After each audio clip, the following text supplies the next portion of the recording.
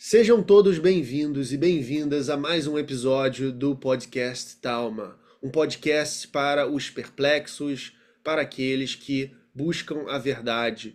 E hoje eu estou tendo o prazer de receber aqui o Jonathan Matias, que é um historiador e criador de conteúdo que muitos de vocês conhecem através do estudo online dessas questões que trabalhamos aqui também no meu canal, de fé, religião, ciência, espiritualidade, história, enfim, seja muito bem-vindo, Jonathan.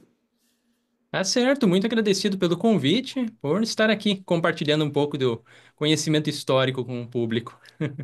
Certo, e hoje nós vamos falar sobre judaísmos e cristianismos, como é que foi essa tradição e essa transição, na verdade, né? Você que é bastante focado nesse período no seu trabalho, eu queria então começar meio que cronologicamente lá com o judaísmo primevo, né?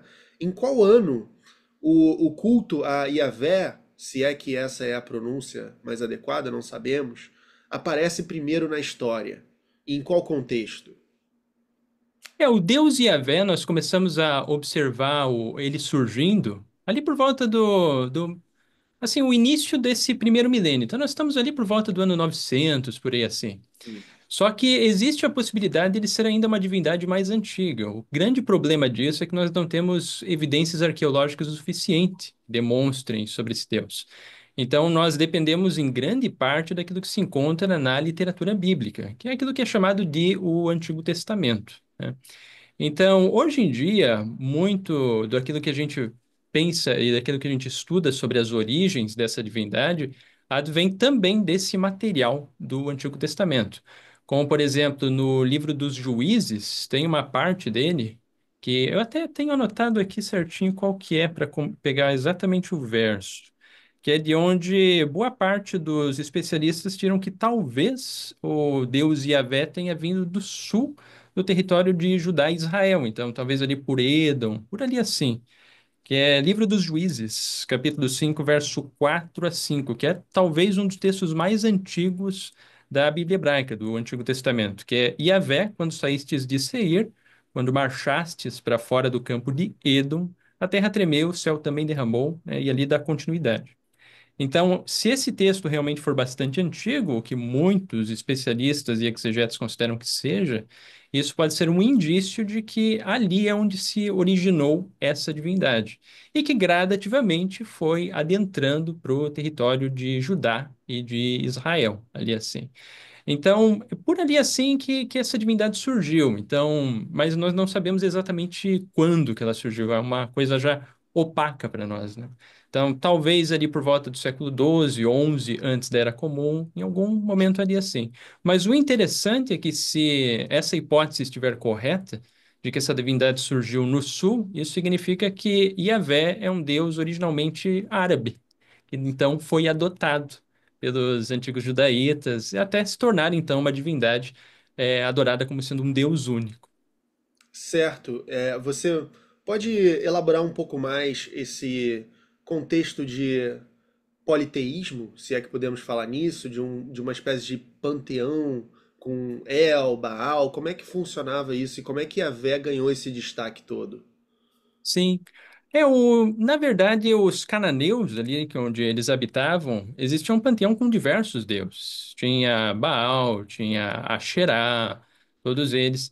À medida que o deus Yahvé foi adentrando gradativamente, fazendo parte dessa cultura dos antigos judaítas, dos antigos israelitas, que eram, na verdade, cananeus, ele foi, então, se apropriando de algumas características dessas divindades, tanto Baal quanto El.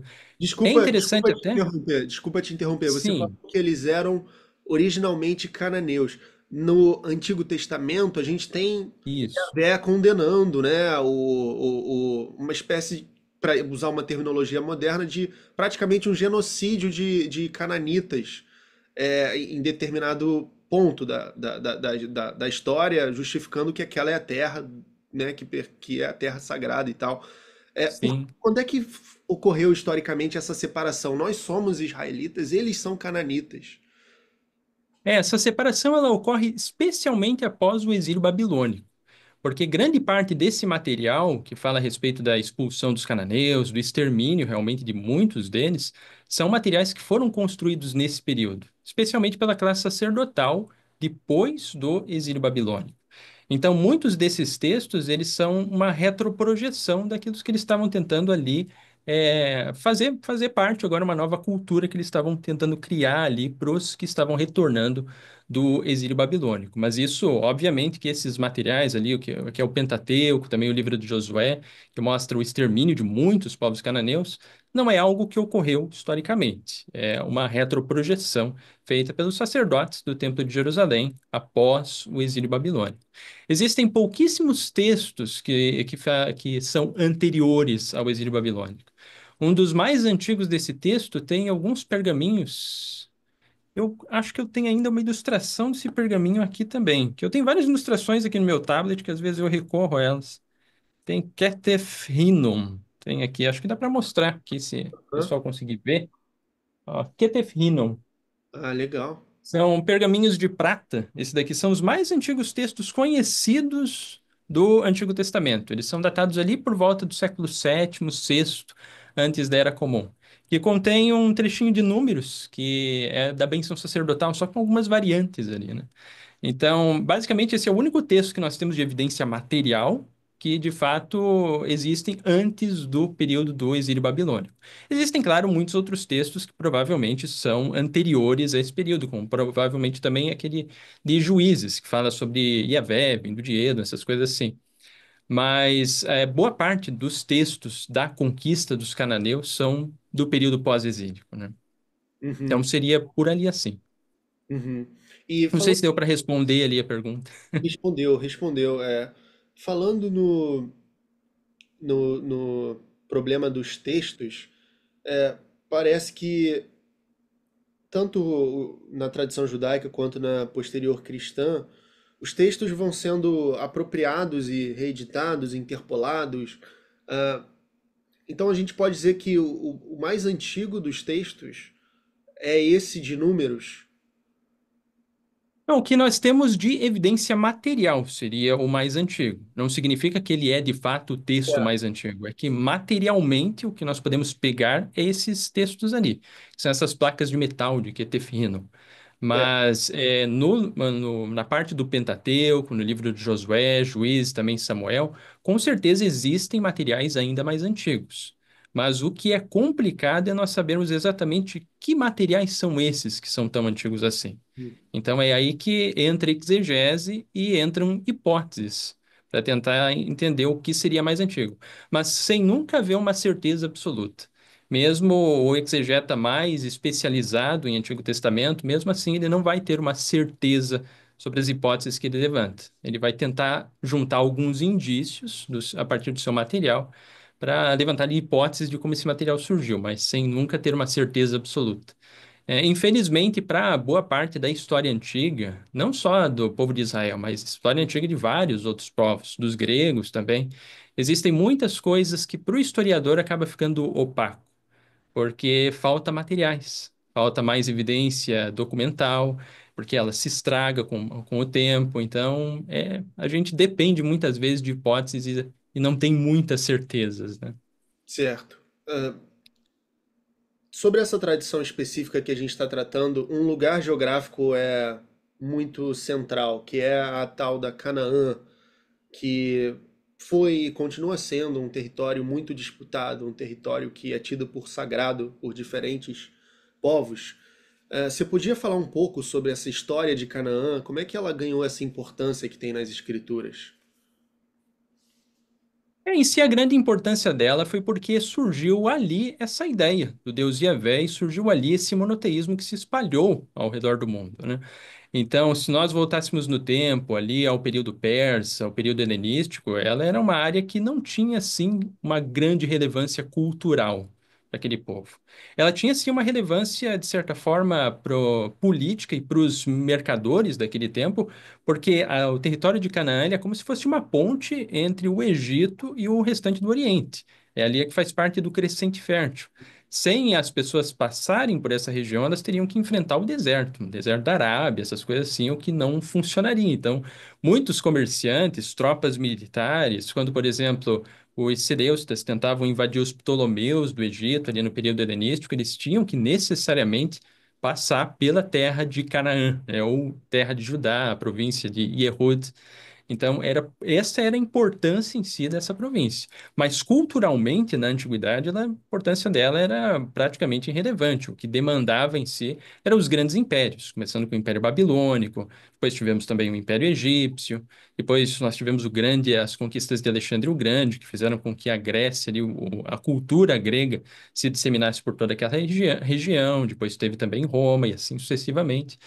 Mas é por aí sim.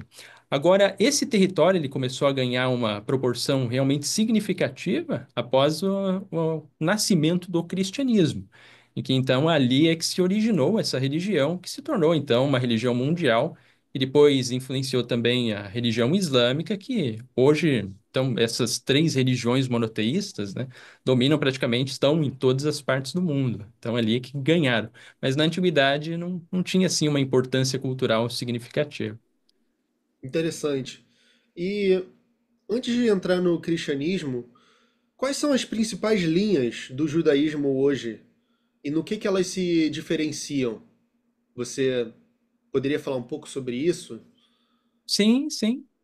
É assim, no judaísmo hoje, o que nós temos que diferencia bastante é entre o judaísmo ortodoxo, né, que é aquele que segue todos os princípios, ele pretende seguir todos os mandamentos que está no Pentateuco, que segundo a tradição ortodoxa seriam 613 mandamentos, junto com as interpretações que se encontram no Talmud, que era a antiga tradição oral dos fariseus, que depois eles redigiram então no Talmud. Então existe esse parte do judaísmo ortodoxo.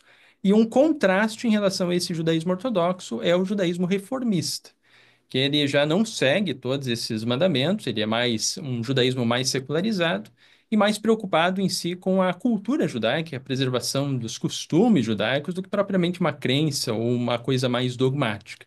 E entre esses dois extremos, o judaísmo reformista, bastante secularizado, e o judaísmo ortodoxo, que tende então a seguir todos os mandamentos da Torá, existem os intermediários, né? Então existe o judaísmo conservador, o judaísmo humanista e várias outras formas de judaísmo também nesse entretempo ali. Existe também dentro do judaísmo ortodoxo outras ramificações, o judaísmo racídico, o judaísmo haredi, ultra-ortodoxo.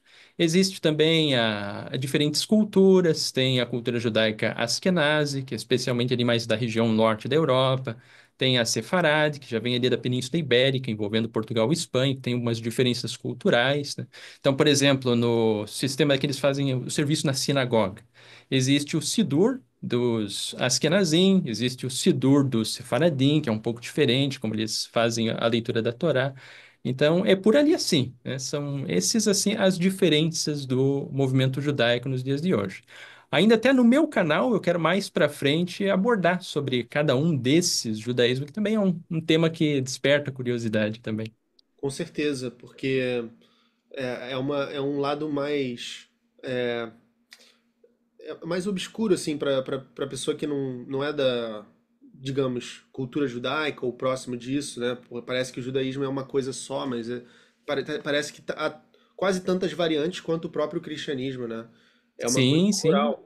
E eu quero saber, dentre todas essas que você falou, qual que é a vertente que segue um literalismo bíblico, que diz, não, o Gênesis aconteceu historicamente, aconteceu factualmente, a gente tem que respeitar o Shabat, senão, né, a gente vai ter a punição que está escrita ali, enfim. Existe uma versão que ainda segue com esse rigor?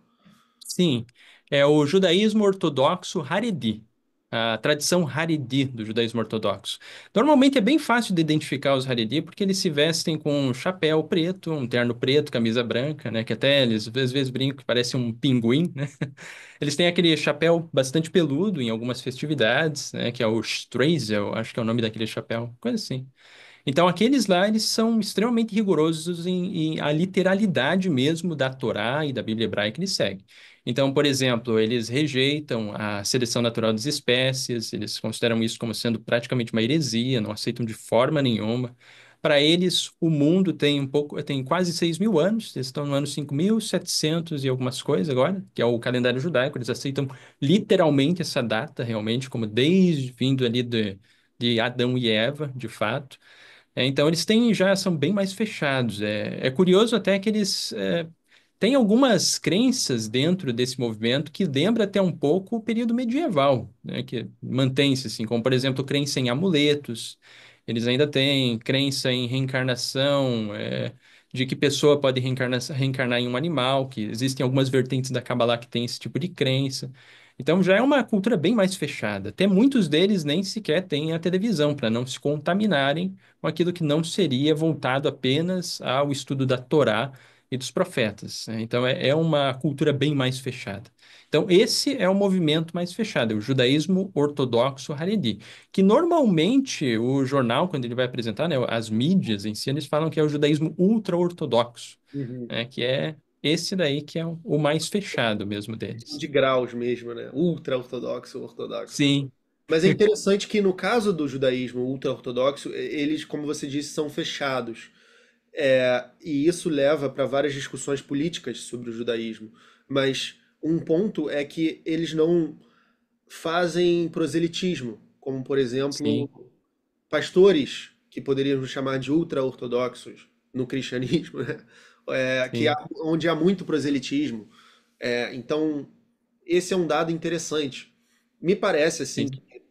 você é um historiador, eu não sou dessa área, mas me parece que historicamente, entre os povos que iniciaram conflitos por religião, das três grandes maiores religiões monoteístas, né? O judaísmo é o mais pacífico, é o mais na dele.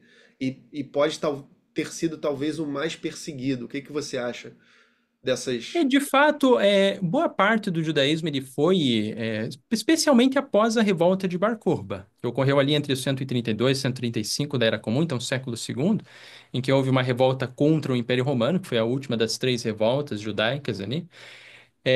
Ele se tornou então mais pacífico porque ele acabou evitando a ideia de que haveria um Messias guerreiro, alguma coisa assim, que iria se revoltar contra a ordem emergente. Então ele se tornou realmente mais pacífico. E o fato de ele ser uma religião também que não faz proselitismo aberto, ele não tem o interesse de converter outras pessoas, faz com que o número de judeus seja bem mais reduzido do que as religiões proselitistas, como o cristianismo e o islã. Então, e o fato também dele ser uma minoria ao longo de boa parte da história, ali, já praticamente quase 1.900 anos depois da revolta de Bar Kokhba, então fez com que ele fosse realmente perseguido. E também o que contribuiu para a perseguição judaica foi a própria teologia cristã, porque durante boa parte da história os cristãos acusaram os judeus de deicídio e que eles seriam os culpados pela crucificação de Jesus. E eles também tinham uma interpretação ali dos evangelhos que depois ali quando foi escolhido entre Barrabás e Jesus, que os judeus teriam dito que o sangue dele caia sobre nós e nossos filhos. Então, sempre foi interpretado por muitos cristãos que os judeus seriam quase que uma raça que deveria ser meio que maldita, né? Deveria estar submissa aos cristãos, que os cristãos ultrapassaram eles.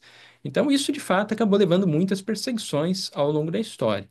Mas é interessante aqui acrescentar que quando os judeus eles ganharam um poder antes ali de se revoltarem contra os romanos, que foi no período dos Asmoneus, nós tivemos ali no século II, antes da Era Comum, a revolta dos Macabeus, que se encontra até no livro dos Macabeus, ali que faz parte dos Deuterocanônicos, que é um dos livros da Bíblia Católica, mas que não é aceito como um livro canônico pelo judaísmo, né? Mas contém ali a história da revolta dos Macabeus.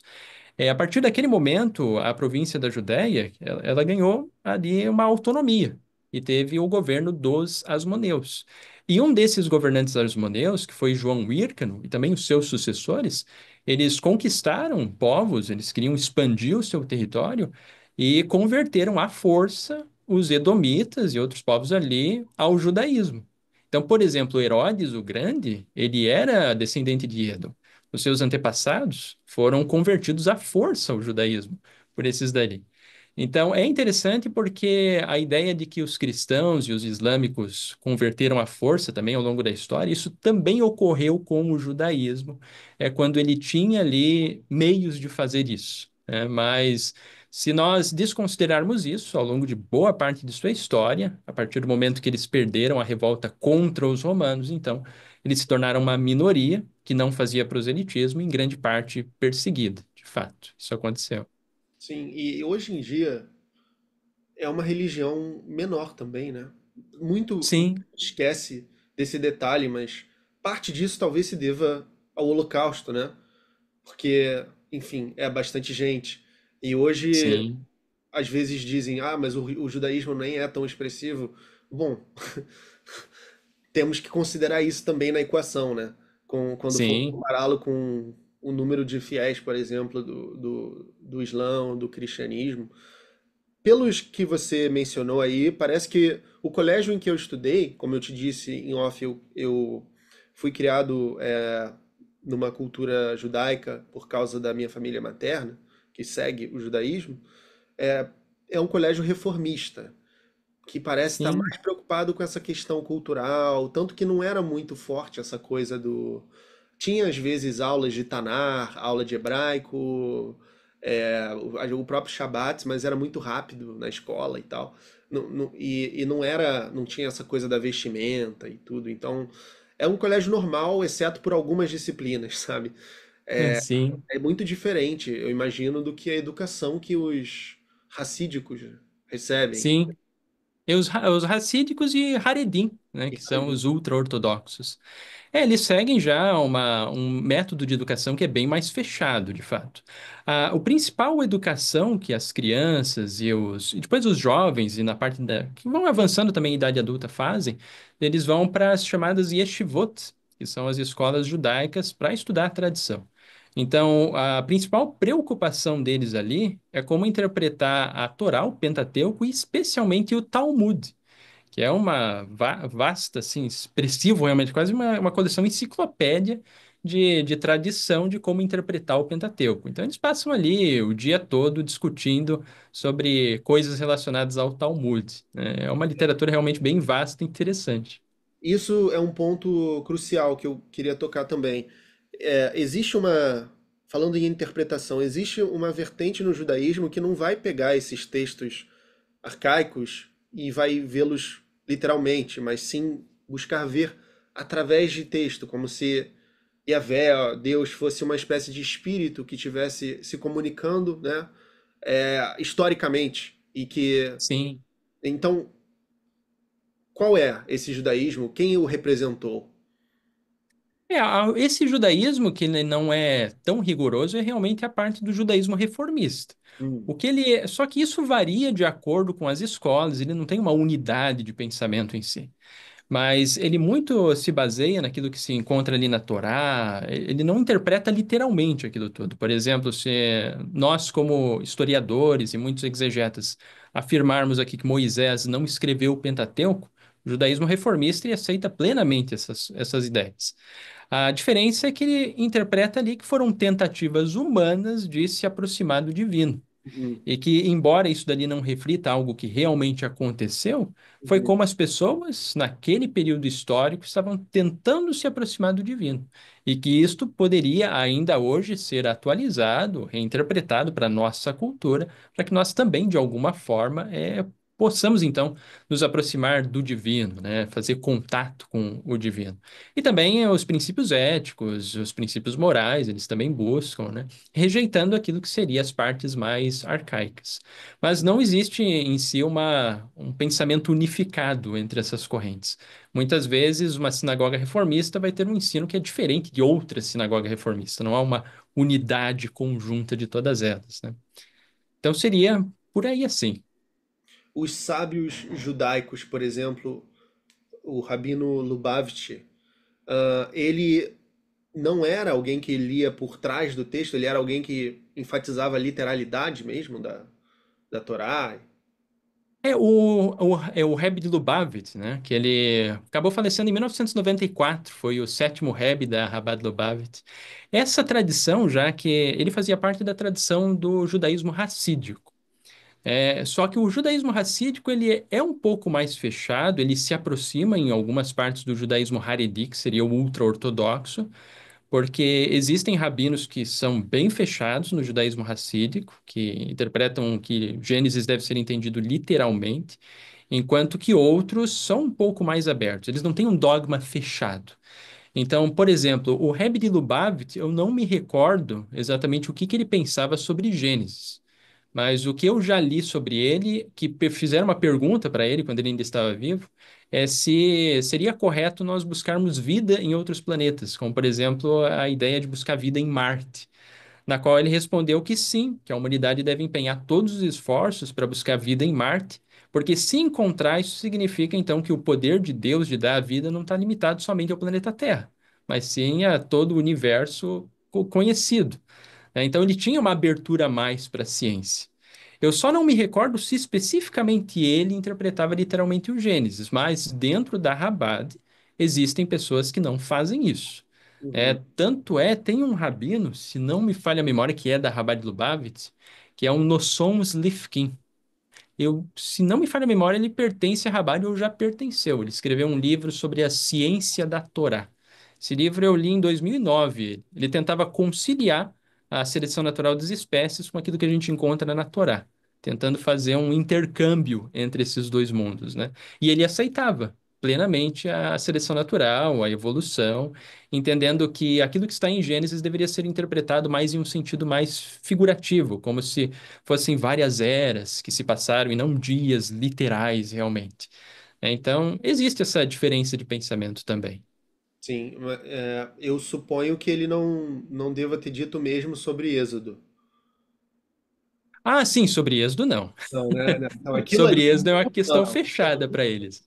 Isso aqui já é Sobre Gênesis, eles têm até essa abertura, mas sobre Êxodo, de ter revelado, de ter, tipo, Moisés escrito a Torá realmente, ter ali sido uma revelação divina, abertura isso do eles de mar. fato não abrem a mão. Aham. Ah, já que a gente entrou nisso, quem foram os principais rabinos históricos, assim, os principais sábios?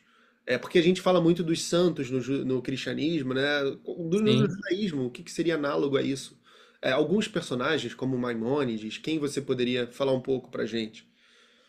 Se nós seguirmos lá dos inícios, quando o judaísmo rabínico ainda fazia parte daquilo que seria a corrente dos fariseus, dois grandes sábios que moldaram o judaísmo como ele é até os dias de hoje foram as escolas de Hillel e Shammai. Eles tinham interpretações muitas vezes contrastantes a respeito de como interpretar a lei de Moisés, como interpretar determinados costumes, até como interpretar sobre a separação de um homem de sua esposa. Eles tinham visões diferentes, né? No judaísmo rabínico, prevaleceu em grande parte a posição de Hillel sobre quase todas as coisas. Mas Shammai também ele teve algumas coisas. Por exemplo, no caso do divórcio, até eu abordei esses dias no canal sobre o divórcio, que Hillel ele era mais aberto a essa questão. Então, para Hillel, se a esposa de um marido, ela, por exemplo, estivesse ali cozinhando e queimasse o almoço que estava preparando para o marido, isso já seria suficiente para Rileu, para o marido pedir o divórcio da esposa, só porque ela queimou a comida. Shammai já interpretava diferente, que ela só deveria se separar do marido em caso de condenações graves, como por exemplo, se ela cometeu adultério com outro homem. Então, essa foi a ideia que já o judaísmo rabínico adotou. Então, se a mulher comete adultério ou se ela comete apostasia, seria o de separação, mas não de consumir ali, de queimar a comida do marido, né? Mas, por exemplo, já para Hillel, ele também fez a ideia de como acender a menorá de Hanukkah, né, que são aquelas nove chaminhas ali. Então, Shammai ensinava que se deveria acender todas elas no primeiro dia de Hanukkah e reduzindo cada vela conforme ia passando os dias de Hanukkah. Enquanto que Hillel ensinava exatamente o oposto. Você tem que colocar cada vez uma vela a mais conforme vai. Porque o Tem Hanukkah dura a 8 dias. tela especial, que é o Shemash, tem uma. Tem uma vela especial, que vai no centro da Hanukkah que a gente usa para É. acender as outras 8 velas, né? Ah, então foi esse que Então, prevaleceu, né? E esse é o que prevaleceu de Hillel. E depois dele teve vários outros, né? Nós tivemos ali o Rabino Akiva, que também foi importante ali durante o período da revolta de Bar Kokhba. Teve também outro que foi o codificador, eu só não lembro agora o nome exato dele, que codificou a Mishnah, que também foi outro rabino importante. Adentrando ao período medieval, um dos rabinos que é assim, o mais conhecido na tradição judaica foi Ramban Maimônides, né? O, é até considerado ele como se fosse quase um segundo Moisés, assim, Maimônides, né? Então, ele escreveu o Mishneh Torah, que foi tipo uma codificação de todos os 613 mandamentos e também de tudo aquilo que a gente encontra no Talmud. Ele facilitou bastante o estudo do Talmud ali. Um outro rabino muito importante também foi o Rash também, ele viveu um pouco antes de Maimônides. O Rash, ele foi um rabino askenazi que contribuiu em muito para interpretações de passagens do Talmud. Antes Então, de até o... entrar nele, vamos tentar explorar um Sim, pouco mais do Maimônides, porque historicamente, de fato, ele teve uma atenção, um holofote maior, até mesmo na minha área, que é a filosofia. Quando se fala em sim, filosofia judaica, é o nome dele que vem à tona. É mais ou menos como Tomás de Aquino vem à tona para filosofia católica. Eu sei que ele estava ali num contexto de tradução árabe dos textos gregos de Aristóteles e ele meio que talvez tenha tentado conciliar lógica aristotélica com escrituras judaicas, mas eu queria saber qual era a visão dele sobre Deus nessa discussão toda, se Maimônides acreditava na literalidade bíblica ou se ele já estava numa visão mais simbólica, interpretativa, de que é uma comunicação com o divino. sim, sim. A grande importância de Maimônides é que teve duas obras dele que foram muito relevantes para o judaísmo e que influenciam até os dias de hoje. A primeira delas é o Mishneh Torah, né, que influencia principalmente a lei, a parte da legislativa do judaísmo, e já na parte da filosofia do judaísmo teve o Guia para os Perplexos, que ele desenvolveu, né? Então, ali ele expõe várias coisas do judaísmo, tentando conciliar a filosofia judaica com o pensamento também da filosofia grega de Aristóteles. Então, ali é interessante Maimônides, porque em muitas ocasiões ele não faz interpretações literais da Bíblia, ele faz interpretações alegóricas. Ele até tem um determinado momento em que ele afirma, só não me recordo exatamente o texto dele, mas que os simples e ingênuos são aqueles que interpretam a Bíblia literalmente, assim que os sábios é que devem interpretar ela em sua profundidade, em que tudo aquilo que se encontra, até mesmo em Gênesis ali, tem uma profundidade muito superior do que a profundidade literal.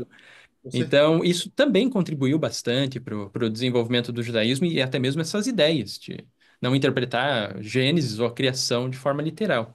E também o que influenciou muitos desses pensadores, não somente judeus, mas também cristãos, é porque existe aquele salmo que afirma que um dia para Deus é como 1000 dias ou 1000 anos para os seres humanos, né? Ah, Então, isso também levou à ideia de que o Gênesis poderia ser interpretado de outra forma, né? Então, é é. por aí assim. Só é estranho que o criador do universo tenha achado essa maneira mais conveniente de comunicar a verdade absoluta, né? Sim. Com algo tão difícil de ser codificado e tão é, multi, né, focal, assim, que leva para vários lugares. Podia ser uma coisa direta, né? Assim, como botar, por exemplo, nos Dez Mandamentos, não tem escravos. Em vez de Ah, sim. gradualmente a humanidade vai aprender que a escravidão é errada, mas de vago. É, Sim, sim. além desses, quais outros sábios podemos pensar mais recentemente? Tem um rabino do século XX chamado Heschel, Abraham Heschel. Não sei se você ouviu falar nesse cara aqui. Ah, já ouvi falar dele, sim, já ouvi. Só não me recordo exatamente de memória agora o qual foi a contribuição dele, porque eu li um livro sobre ele já há um tempo atrás. Mas teve ele, eu lembro que já, já li sobre ele também. E, o- e Teve vários rabinos agora nesse período, né? Teve Moses Mendelssohn também, que ajudou na parte do iluminismo do judaísmo.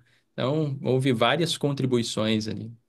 e o Jonathan Sachs, mais recentemente, Sim, o Rabino Lorde ou, da Inglaterra.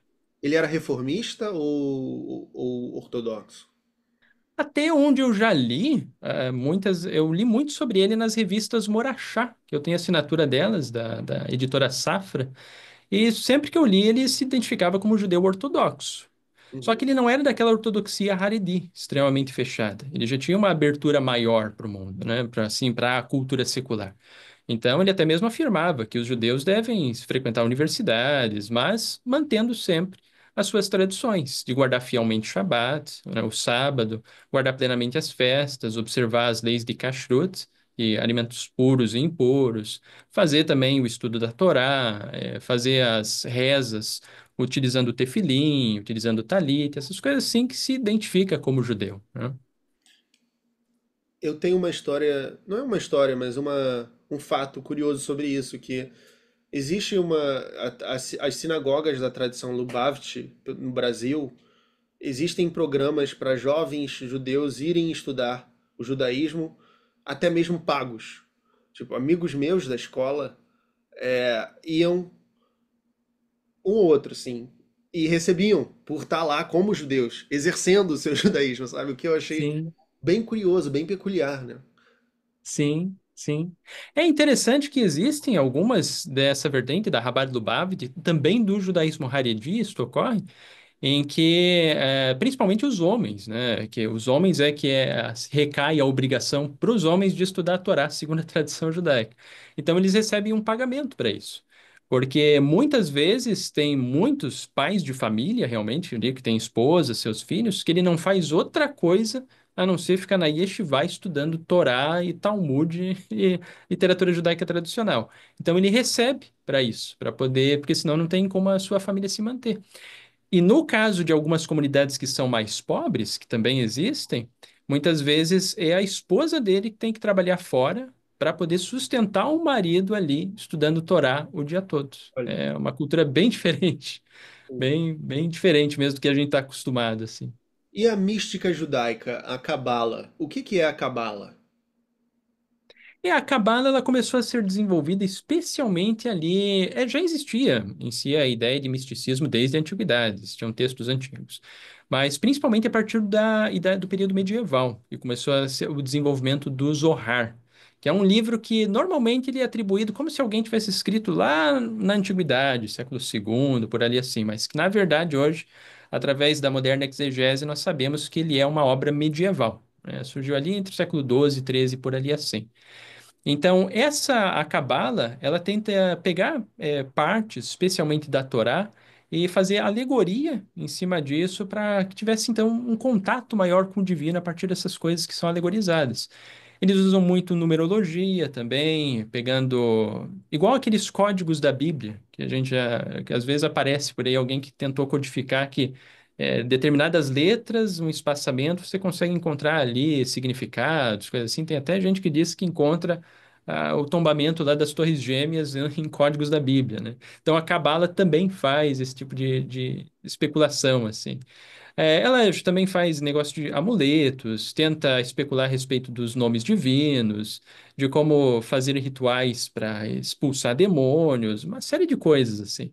Então, ela é, de certa forma, uma filosofia e uma mística, uma coisa mesclada, ela assim, né? E influenciou em muito o judaísmo, especialmente a partir do período medieval. Por exemplo, o judaísmo do qual faz parte o Rebbe de Lubavitch, que faleceu em 94, que é a Chabad Lubavitch, eles são grandemente influenciados pela Kabbalah. Eles consideram que o livro do Zohar é praticamente quase como se fosse um livro canônico para eles, que tudo que está escrito ali realmente é assim que deve ser interpretado, deve ser utilizado então como referência. Então, é por aí assim.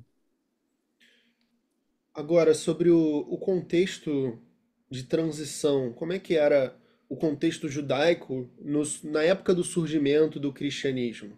Como é que isso aconteceu? Sim. Na época do nascimento do cristianismo, existiam quatro vertentes principais do judaísmo naquela época, que era primeiro os fariseus, que eles foram os que acabou gerando o judaísmo rabínico, né, que não existe até os dias de hoje. Existiam também os saduceus, que era uma outra vertente que estava principalmente relacionada mais ali aos sacerdotes do Templo de Jerusalém, às classes mais altas ali daquela sociedade.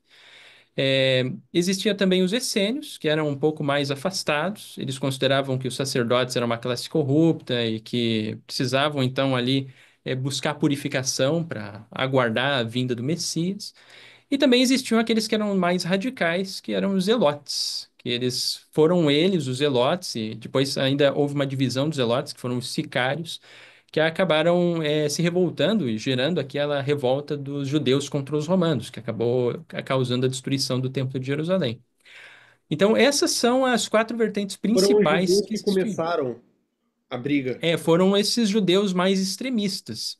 É porque eles tinham essa impressão, essa vontade de querer lutar contra os romanos para poder conseguir a independência da Judéia novamente. Porque há um século atrás, eles estavam vivendo sob o regime dos asmoneus. Então, os judeus eram uma nação independente, antes da conquista ali de Pompeu, ali por volta do ano 63, antes da Era Comum. Então, eles, por um tempo, eles foram independentes. E eles queriam justamente resgatar novamente essa independência. Opa, Entendi. tá despertando. Então, era por isso que eles estavam brigando ali, né? Que eles queriam, porque eles consideravam que pagar impostos para Roma seria algo totalmente desnecessário, eles não queriam fazer esse tipo de coisa. Muitas vezes haviam romanos ali que tentavam subjugar os judeus de forma que era contrária à Torá. Por exemplo, durante o período do governo ali de Pôncio Pilatos. Ele tentou instalar águias no templo que, para aquele momento histórico que os judeus estavam vivendo, era algo totalmente contrário. Ele também tentou pegar os fundos do Templo de Jerusalém, os impostos ali, para mandar para Roma, o que era totalmente justificável para os judeus. Então, houve algumas coisas, algumas questões assim que desagradaram e muito os judeus e esse grupo mais extremista, então, queria expulsar em definitivo os romanos dali, que é o que acabou causando a destruição do templo. Hum, então, eles que motivaram essa grande, né, é, guerra, essa guerra judaico-romana, né, esse conflito ali. É interessante. É claro que os romanos estavam, né, subjugando, né? Então não é como se os romanos Sim, estivessem na deles de boa também. sim, sim, Mas foi aí que vai acontecer, né, uma radical mudança de paradigma na civilização, que é essa influência de um tal Jesus de Nazaré. Não sei se você já ouviu falar sobre ele. sim, É, sim. quem foi esse cara? Esse cara. Esse é um verdadeiro problema, né? De nós sabermos do ponto de vista histórico quem ele realmente foi. Ao que tudo indica, se nós observarmos as cartas do apóstolo Paulo, que são as informações mais antigas do cristianismo, que ele passou a escrever ali a partir do ano 50, então nós temos algumas cartas dele ali, né? Existem ao todo 7 cartas autênticas e outras cartas que fazem parte ali do Novo Testamento, que muito provavelmente ele não escreveu. Uhum, Mas com base nessas 7 cartas autênticas, ele afirma que Jesus seria um descendente de Davi, né, teria sua semente de Davi, que foi uma pessoa crucificada, é basicamente o que nós temos de informação ali. Então, se nós levarmos em consideração apenas o apóstolo Paulo, nós podemos minimamente considerar que Jesus é uma pessoa que realmente existiu, pessoa real da história, né? Não que seja só uma construção. desculpa te A interromper. partir Quais são as evidências que nós dispomos hoje que nos permitem fazer essa inferência que Jesus realmente existiu?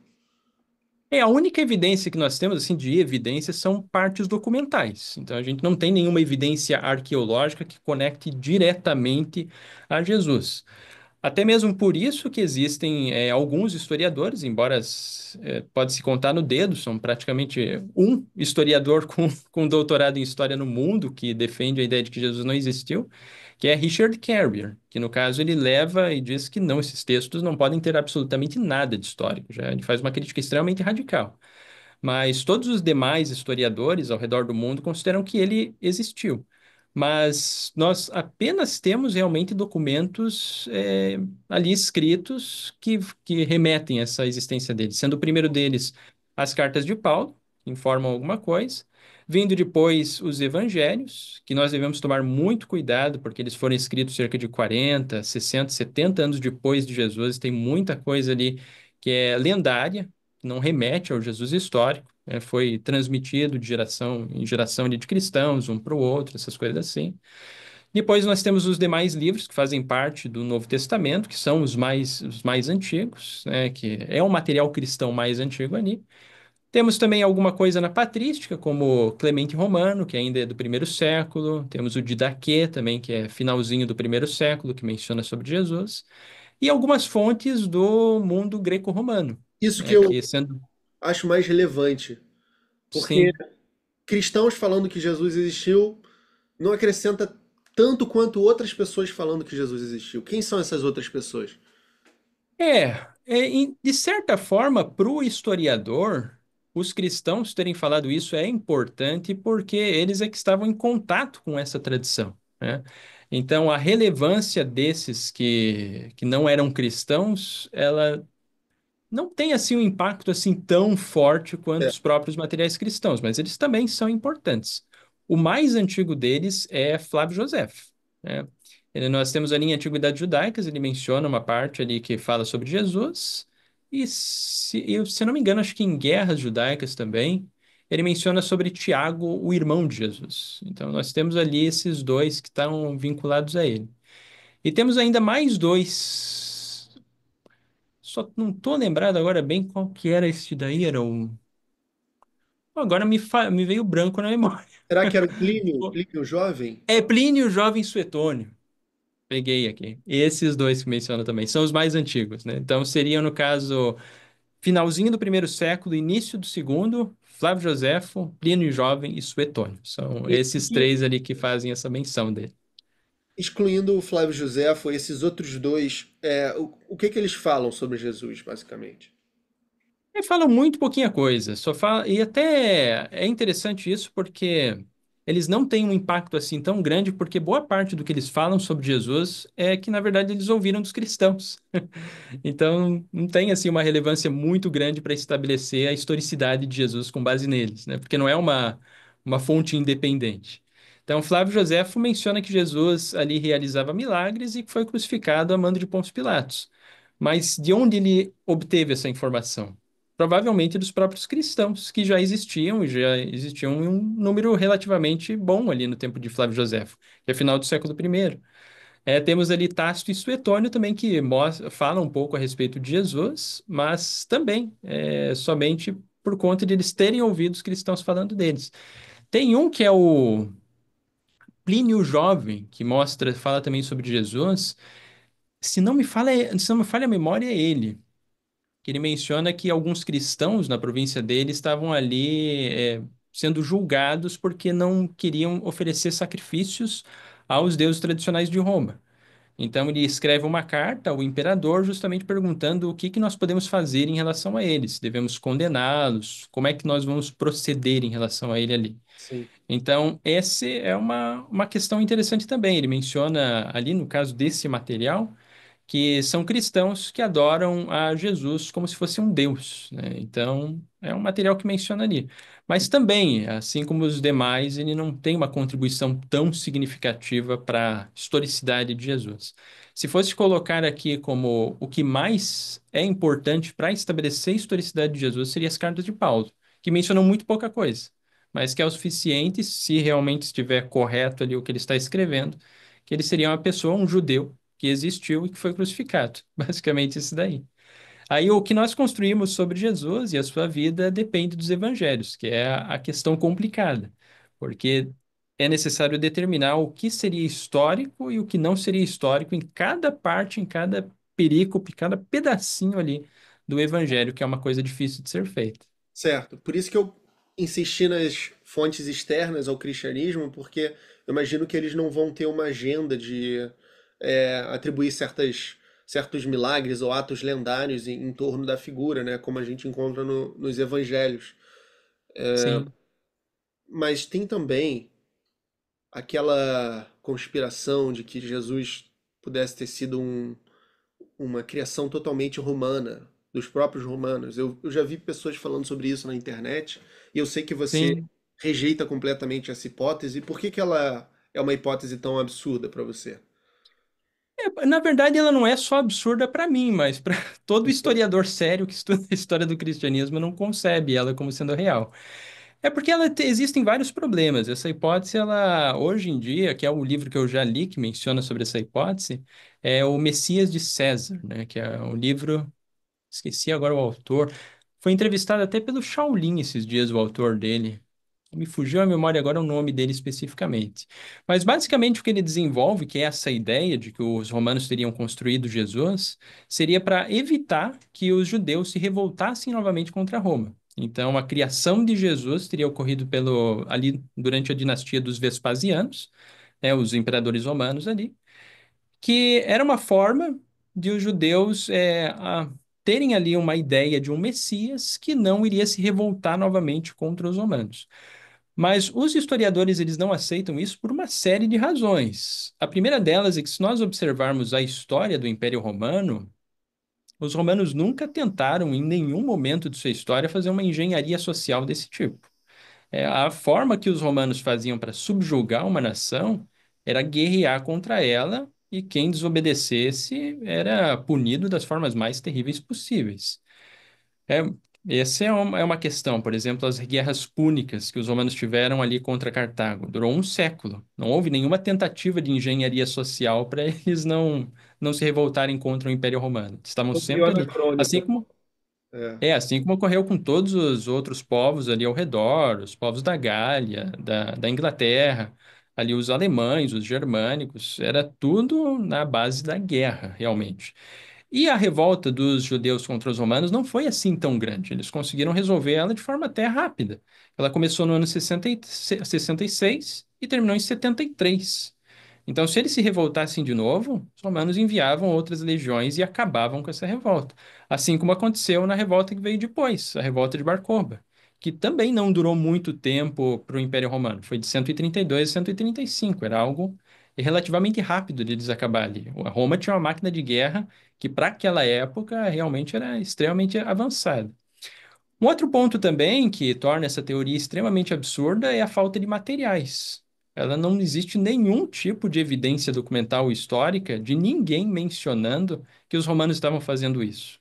Então ele é totalmente baseado em alguns versos ou alguma coisa que existe no próprio Novo Testamento ali para tentar dar apoio a essa Ele, ideia. a César o que é de César, né? Ah, tem que pagar imposto. Essas coisas assim. Aham. Por outro lado, até mesmo enquanto a gente tem essa de dê a César o que é de César, nós também temos passagem de Jesus afirmando que não veio trazer a paz, mas a espada. Então, se eles estavam criando ali essa ideia, por que que eles esqueceram dessa parte e não tiraram isso daí também? Se eles estavam criando justamente para os judeus não se revoltarem, né? Uma outra questão também que poderia ser levantada: por que que eles escreveram todo o Novo Testamento em grego, sendo que os judeus que estavam se revoltando falavam aramaico e liam a Torá em hebraico? Por que escrever tudo em grego, sendo que se eles estavam querendo evitar a revolta da Judéia, eles não escreveram no idioma deles? Também é uma outra questão que pode ser levantada. Outra questão também, por que criar a ideia de que Jesus foi batizado por João Batista? O que que isso é de fundamental, de relevante para a história? Sendo que isso dá a entender de que Jesus ali estaria de alguma forma submisso a João Batista. Isso sempre foi um problema até para a teologia cristã. Se Jesus foi um personagem criado inteiramente fictício, por que deixar isso dali ali e não remover? Outra questão também, lá em Marcos, capítulo 3, em que Jesus é considerado como se fosse um louco pela sua própria família. Por que deixar esse tipo de passagem ali? Outra questão que também pode ser levantada na Torá de Moisés, ali no livro de Deuteronômio, afirma claramente que uma pessoa que é suspensa em um madeiro é maldita perante Deus. E se eles criaram essa ideia, então os romanos não entendiam nada de cultura judaica, porque eles estavam tentando convencer os judeus de que um homem pendurado num madeiro, que era considerado maldito pelos judeus, seria o salvador deles, o que também é uma coisa que não funciona. É outra questão também que dá para ser levantada sobre a diversidade do cristianismo. O cristianismo, se ele tivesse sido construído por uma figura central, ele deveria ter uma unidade de doutrina muito maior. E, na verdade, ele é extremamente diverso. cada comunidade cristã não concordava uma com a outra. Nós tínhamos ali, até mesmo dentro do próprio Novo Testamento, o apóstolo Paulo brigando com Pedro ali sobre como se dava o tratamento dos gentios na comunidade. Não existia consenso. Então, a igreja de Jerusalém ensinava uma coisa diferente da de Antioquia, que ensinava uma coisa diferente da de Éfeso, que ensinava uma coisa diferente da de Roma. Existia uma grande diversidade de cristianismo. Existia também os cristãos que eram judeus que não aceitavam que Jesus fosse divino, que seria somente humano. Existiam os cristãos que rejeitavam completamente o judaísmo, que eram, por exemplo, os marcionitas, que surgiram logo depois, que rejeitavam completamente todo o Antigo Testamento. Sim. Existiam os cristãos gnósticos. Então, havia uma diversidade muito, muito grande de cristianismo que, se ele fosse uma conspiração ali dos imperadores para poder criar essa religião, não teria o porquê ter essa grande diversidade ali. Teria que ter funcionado de forma melhor, né? Parece uma ideia muito implausível. Muito implausível. Sim, Eu esperava que ela fosse melhor sustentada. Quando eu vi, assim, pessoas falando sobre ela, assim, ou pedindo sim. para falar sobre ela. Aí eu fui buscar estudar e eu encontrei um material muito escasso, muito vago, sabe? Me parece muito conspiratório mesmo. Então, foi esse livro que você falou que começou com isso. Isso. Eu Basicamente, lembrei agora o nome do autor é Joseph Atwill, quem escreveu O Messias de basicamente, César. ele que lançou botou essa bola para rolar. Ele foi um dos principais que colocou, mas ainda existem outros autores além dele que defendem ideias semelhantes, né? Eu só não me recordo agora desses porque o livro que eu li foi o do Joseph Atwill. Mas isso é Então, extremamente mas recente, né? É de quê? Do século XX esse livro? É da onde? É de é quando? século XXI agora. Faz uma década ou duas que ele foi lançado, é bem pouco Em tempo em atrás. 2000 anos ninguém levantou essa bola? Pois é, 2000 anos não. Estranho, né? Esse é uma questão importante, até porque se existisse qualquer fundamento nisso, principalmente na antiguidade, ali século segundo, terceiro, alguém deveria ter mencionado esse tipo de ideia. Não se E principalmente alguém ali centrado, é o próprio imperador que está fazendo isso e ninguém mencionou, não existe nenhum documento. E outra coisa também que dá para levantar é que, por exemplo, ali a partir do início do século segundo, nós já temos algumas comunidades cristãs sendo perseguidas por não oferecerem sacrifícios aos deuses romanos, né? Mas é claro, eram perseguições esporádicas, assim, só em uma localização ou outra ali. Então, se o próprio império construiu essa religião para dominar os judeus, como é que em 3 ou 4 décadas ele já estava perseguindo essa religião que ele mesmo criou e que nenhum judeu aceitou? Tanto é que eles se revoltaram de novo na revolta de Bar Kokhba. Então, é É, uma série de inconsistências assim que acabam não fechando. Então, ele está ali, esse tipo de ideia no campo dos historiadores da história acadêmica é praticamente considerado como um terraplanismo histórico, porque não tem nenhum tipo de fundamento. Já a ideia de defender que Jesus pode não ter existido, ou que os cristãos de alguma forma tiveram visões dele, ela até consegue ser assim melhor sustentada, como faz Richard Carrier, que ele é o que é mais respeitado nesse meio que desenvolve esse tipo de hipótese. Mas boa parte dos historiadores não aceita ela, especialmente por causa da dificuldade de conciliar isso com a ideia da cruz e do batismo de João, que são esses dois fatores principais. Porque se eles começaram a ter visões de Jesus, o que explicaria então Jesus ter simplesmente sido crucificado dessa forma ali? É claro que no judaísmo antigo já existia a ideia de um Messias sofredor. Isso nós encontramos até mesmo ali, já sendo explorado em alguns dos manuscritos da comunidade de Qumran. Mas, especialmente ser um Messias sofredor, crucificado em um madeiro, crucificado pelos romanos, que seria considerado maldito segundo a lei da Torá, é uma coisa muito difícil de conciliar, né? Então, Richard Carrier, ele desenvolve essa ideia de que o Jesus, que nunca, para ele nunca teria existido, teria sido crucificado em um reino celestial, ou alguma coisa assim. Que não convence a maior parte dos historiadores, porque crucificação dos romanos, eles faziam isso o tempo todo.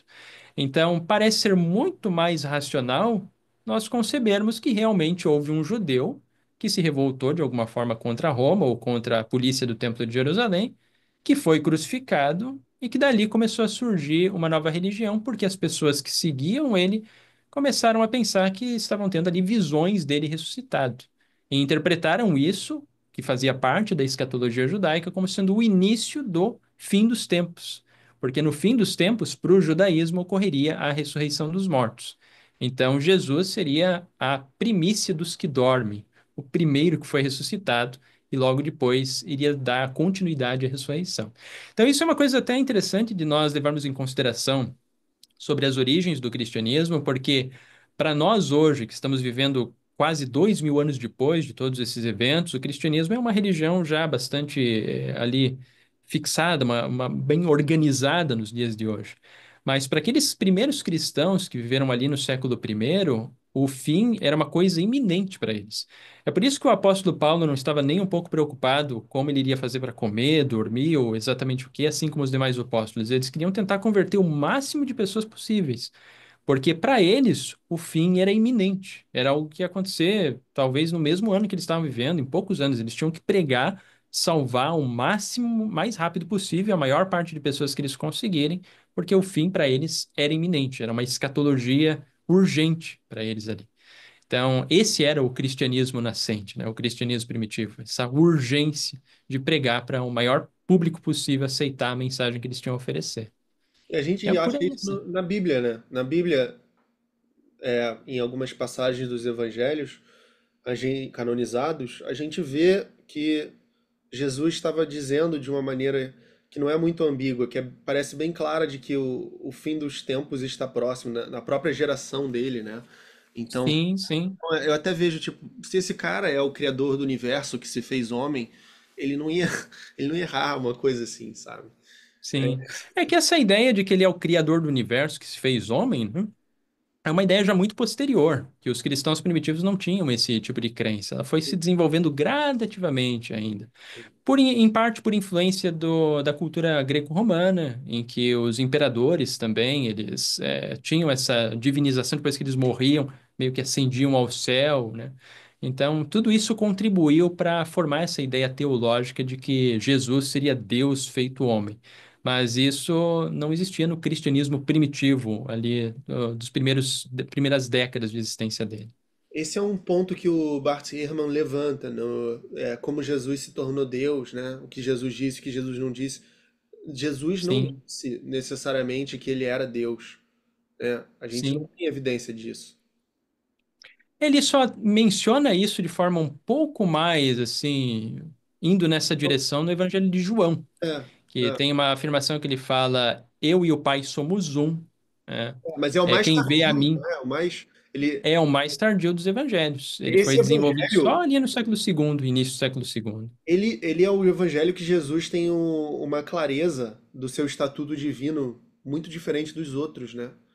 Sim, Ele é sim, até uma figura meio autoritária, assim, meio assustadora em algumas passagens. E eu penso que esse evangelho, ele é, além de ser muito mais filosófico, né? Ele já era era um evangelho que estava, talvez com influência dos outros, já se direcionando para uma teologia consolidada, né? Unificada, buscando estabelecer um cristianismo, né? Uma visão de cristianismo. sim. Enquanto que Esse evangelho ele tem aquilo também que é chamado de uma alta cristologia, né? Que quanto mais Jesus vai ganhando essa perspectiva mais divina, nós vamos dizendo que a cristologia vai se ampliando, vai ficando mais alta, enquanto que outros evangelhos têm uma cristologia mais baixa. Então, por exemplo, ali Marcos, né, ele já tem uma cristologia que é mais baixa. Jesus é mais humano ali. é o Que meu Marcos é favorito. provavelmente o primeiro evangelho a ser desenvolvido. Sim, Enquanto que João ele recebe essa cristologia. E ali, de fato, Jesus é bem mais autoritário, né? E tem, de fato, algumas passagens que são um pouco mais. Ele tem uma ênfase maior, né? Por exemplo, num dos primeiros milagres ali que ele faz, que é sobre o milagre de transformar água em vinho, que só se encontra no Evangelho de João, isso não se encontra nos três sinóticos. Então, quando a mãe dele chega para ele e pergunta ali sobre o que poderia fazer no casamento, ele simplesmente é bem de certa forma, até meio ríspido, né? Ele fala: O que queres de mim, mulher? Minha hora ainda não chegou.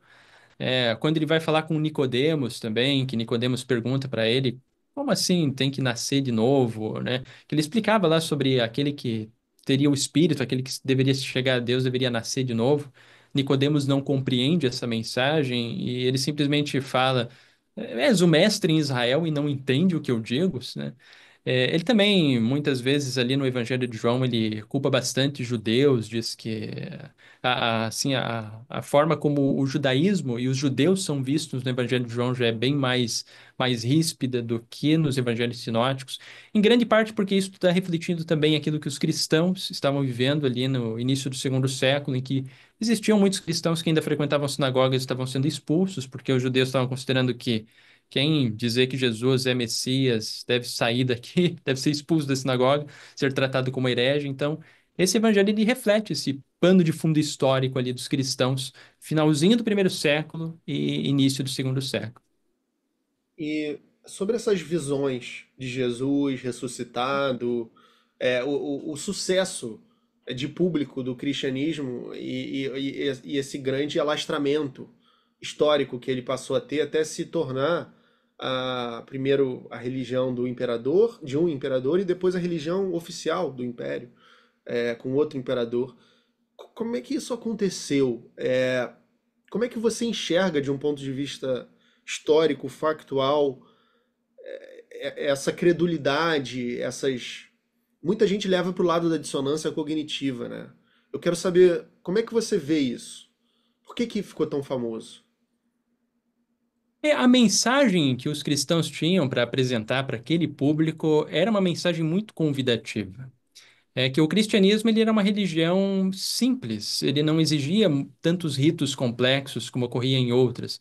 Como, por exemplo, no judaísmo. Se uma pessoa fosse se converter ao judaísmo, necessariamente ela tinha de passar pela circuncisão, num período que nós não temos anestesia nem nada. Então, é bem mais complicado. Já no cristianismo, a mensagem ela tem uma simplicidade, consegue ser aceita. A pessoa precisa ser batizada, aceitar os ensinos de Jesus, dos primeiros discípulos dele. Os pobres também eram muito motivados a isso, porque a ideia de que você aceitando Jesus como Salvador, logo depois de sua morte, praticamente seus problemas de sua vida seriam resolvidos, de alguma forma você estaria vivendo em um mundo melhor depois que você morrer, estaria em contato com esse ser divino. Então, isso era convidativo para aquelas pessoas naquelas circunstâncias. E isso acabou ganhando, em grande parte, né, as pessoas se sentiram motivadas realmente a fazer isso. Era uma mensagem que interessante assim para aquela circunstância, porque a sociedade romana, cerca de 30% de toda a sociedade era composta por escravos, né? Boa parte daquelas pessoas, mesmo os não escravos, eles estavam vivendo situações em sua vida que eram extremamente difíceis. Então, você ter uma religião que não é tão complicada de ser seguida e que promete para você muitas benesses, né, em sua vida, principalmente depois de sua morte, ela é muito confortadora. E além disso, também o cristianismo, ao menos nos seus primeiros momentos, ali nas suas primeiras décadas e início, ele era bem receptivo também para as mulheres. As mulheres tinham uma igualdade que não se via na sociedade romana, né, e a igualdade entre os cristãos. Tanto é que muitas mulheres ali, elas patrocinavam realmente os primeiros cristãos. Então, essa é uma questão interessante. À medida que o cristianismo começou a fazer parte do Império Romano, que ele foi adotado pelos imperadores, o papel das mulheres foi caindo cada vez mais. Mas no início não era assim. E isso também contribuiu para a propagação do cristianismo. Então, a própria mensagem que ele tem, né? Agora, a ideia de um imperador romano, que o primeiro imperador cristão a aceitar essa mensagem foi Constantino. É algo que realmente é bem surpreendente, até mesmo para nós, historiadores, hoje. Nós não sabemos exatamente o que motivou Constantino a fazer o que ele fez. É possível, talvez que em grande parte, que um dos motivos dele seja porque os cristãos já tinham um número considerável naquela época, início do quarto século, e ele observou que com essa religião seria possível ter um melhor controle do império. Porque ali o império estava sofrendo muitos problemas naquela época de Constantino. Você tinha imperadores rivais duelando, as províncias tinham seus problemas. Então, ter um fator cultural, religioso que pudesse unificar todo o Império Romano em uma só visão de mundo era importante para o imperador. Mas isso em si só não responde a coisa. É possível que o próprio imperador também tivesse ali em sua própria consciência alguma coisa que o motivou a fazer isso, né? Que nós não sabemos exatamente o que foi. Existe aquela ideia, quando ele estava fazendo ali em seus períodos de guerra, que ele teve uma visão no céu, que até hoje ninguém sabe exatamente o que ele viu uma cruz, que seria o símbolo, tipo um Quirô, né, que aquelas duas letras gregas, formam então iniciais de Cristo. Uhum. Mas será que ele teve essa visão mesmo? Será que ele inventou? Não temos como saber exatamente o que motivou ele. O que sabemos é que o impacto de Constantino para a história do cristianismo foi imenso, porque é a partir dali que gradativamente o cristianismo vai cada vez fazer mais parte do Império Romano, até que ao final do século IV, com Teodósio, ele vai se tornar a religião oficial do Império Romano. Então, é uma história realmente muito fascinante, até mesmo é por isso que eu gosto de estudar a história do cristianismo, porque é um movimento que surgiu ali com pessoas tão pobres, analfabetas, tão simples no território da Judéia, se tornou uma religião de império, uma religião que realmente mudou o mundo que nós vivemos hoje. Praticamente, se para nós entendermos a realidade onde a gente vive atualmente, aqui o do Brasil e do mundo como um todo, sem compreender o cristianismo, a nossa leitura da realidade vai ser totalmente incompleta. Nós precisamos entender essa cultura se nós queremos entender o mundo onde a gente vive. Então, é realmente um estudo muito fascinante nesse sentido. Existia um filósofo no século XIX chamado Friedrich Nietzsche que tinha uma interpretação do cristianismo como uma moral dos escravos. E parte do que ele falava sobre o sucesso do cristianismo é que teria sido uma ocasião que acontece algumas vezes na história da civilização humana em que uma pessoa, um grupo de pessoas faz uma mudança paradigmática na cultura. Isso teria acontecido, por exemplo, com Sócrates e Platão, né, que quando direcionaram a valorizar a busca pela verdade, né, em nome das puras práticas da vida grega, enfim, em vez das puras práticas da vida grega, dos deuses, é, Jesus, né, teria sido um desses episódios em que algo aconteceu ali, né? Seja nas mensagens desse indivíduo tão obscuro e opaco, ou nesse esforço coletivo dos seus seguidores posteriormente, que conseguiu mudar, né, profundamente os valores, né, o que a gente privilegiava como um valor central, assim. É, se os romanos privilegiavam a, o poder, a força, enfim, né, a expansão, aqui a gente vai ter um privilégio da piedade, né, da compaixão, enfim, então os valores vão ser mudados. Então, para mim, pelo menos, parece ser muito um indício de que a atratividade, como você falou, mais até do que as visões, os boatos, o burburinho dos milagres, a atratividade de ser uma religião que os pobres são colocados num patamar nunca antes visto, né? Parece Sim. que ser pobre é melhor do que ser rico. Um rico não entra no paraíso, né? Não tem essa história, é mais fácil uma agulha entrar. É, parece explicar, pelo menos para mim, embora eu ainda fico muito perplexo como você sobre esse período ali, sabe? Como é que isso aconteceu? Dá vontade de Sim. estar com uma máquina do tempo e poder entender de fato essa transição. Sim. Existem muitas nuances ali, né? Então, mas é realmente um período muito incrível da história humana, que uma religião assim se tornou a religião do império.